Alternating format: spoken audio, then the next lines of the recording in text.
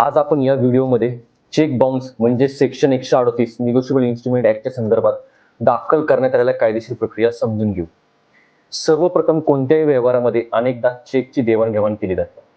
हा चेक आपण बँकेत टाकतो आणि काही वेळेस हा चेक वटत नाही, म्हणजेच हा चेक बाउन्स होतो.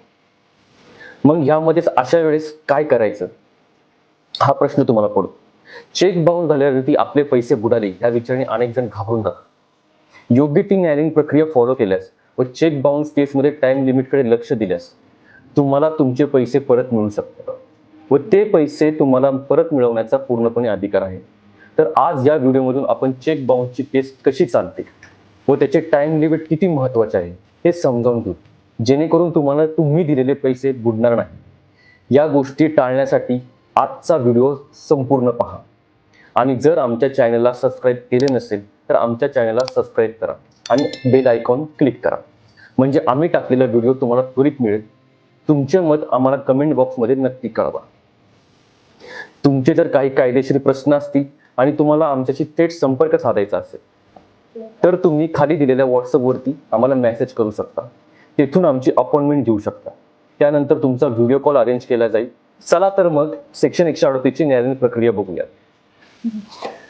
तुमचा चेक बाउन्स झाल्याचे जेव्हा तुम्हाला बँकेकडून कळते तेव्हा त्वरित तुम्ही त्या बँकेत जाऊन योग्य त्या अधिकाऱ्यांची भेट घेणं गरजेचे आहे, कारण त्या दिवसापासून चेक बाउन्सच्या केसमध्ये काउंट सुरू होतो.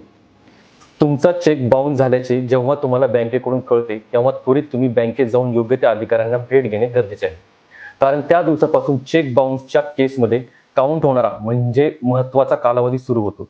येथे समजून घेण्याची गरज आहे की तुमच्या वेळेप्रमाणे किंवा वेळ मिळेल असे बँकेत जाऊ नका. फोन आल्यानंतर त्वरित बँकेत जावा.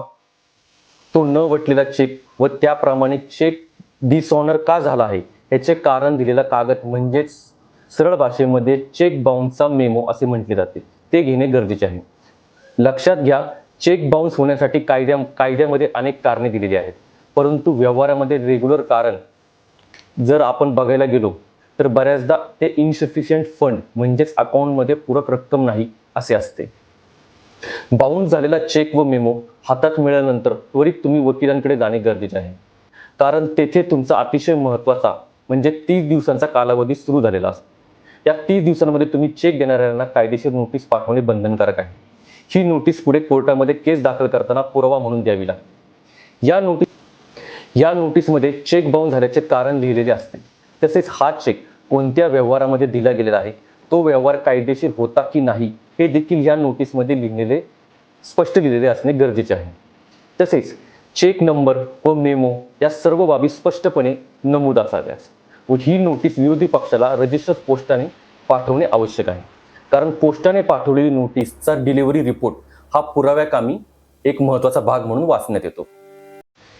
ही नोटीस मिळाल्यानंतर 15 दिवसाच्या आत विरोधी पक्षांनी नोटीसला उत्तर देणे गरजेचे आहे. तुम्ही लगेच नोटीस पाठवल्याच्या दुसऱ्याच दिवशी दावा दाखल करू शकत नाही. लक्षात घ्या, आता 15 दिवस तुम्हाला दावा दाखल करता येणार नाही. पण हे 15 दिवस कुठून मोजायचे?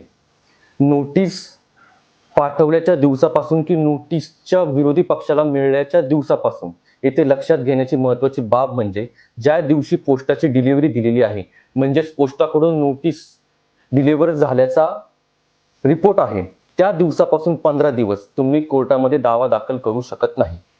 आयडियली हे 15 दिवस विरोधी पक्षाला रक्कम जुळवण्यासाठी किंवा ते पैसे तुम्हाला परत देण्यासाठी, जेणेकरून तुमच्यात वाद वाढू नये, तुमची फसवणूक होऊ नये आणि प्रकरण कोर्टाच्या बाहेर मिटावं या उद्देशाने ही नोटीस दिली जाते.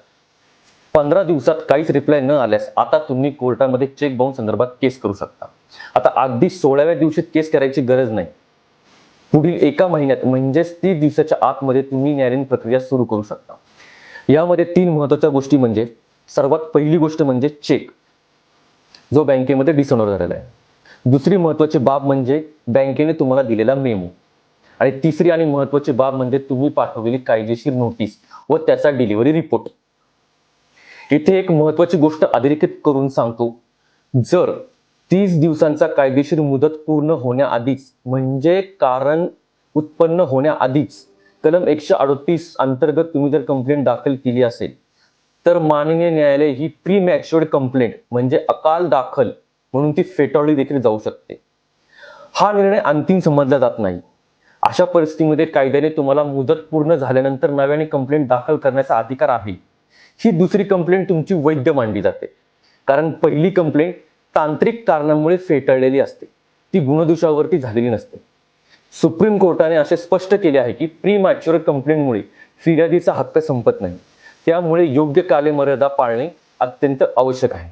आता तुम्ही कोर्टात आल्यापासून तुमचे योग्य ती न्यायालयीन प्रक्रिया सुरू होते व तुमचे पैसे मिळण्याचा मार्ग मोकळा होतो. या संदर्भात देखील अजून काही प्रश्न असतील तर आम्हाला कमेंट बॉक्समध्ये नक्की कळवा. तसेच तुम्हाला कायदेशीर मुद्द्यांवरती सखोल माहिती हवी असल्यास आम्हाला कमेंट बॉक्समध्ये नक्की कळवा. त्यामुळे चेक बाउन्स झाला आहे तर घाबरून जाऊ नका. अधिक माहितीसाठी आमच्या चॅनलला सबस्क्राईब करा, व्हिडिओ लाईक करा. तुमचं या विषयावरती काय म्हणणं आहे ते आम्हाला कमेंट बॉक्समध्ये नक्की कळवा. तुमचे काही कायदेशीर प्रश्न असतील तर तुम्ही थेट आम्हाला विचारायचे असतील तर तुम्ही खाली दिलेल्या व्हॉट्सअप नंबरवरती आम्हाला मेसेज करू शकता आणि त्यानंतर तुमचा व्हिडिओ कॉल अरेंज केला जाईल. त्या संदर्भात तुम्हाला त्याची अपॉइंटमेंटही दिली जाईल.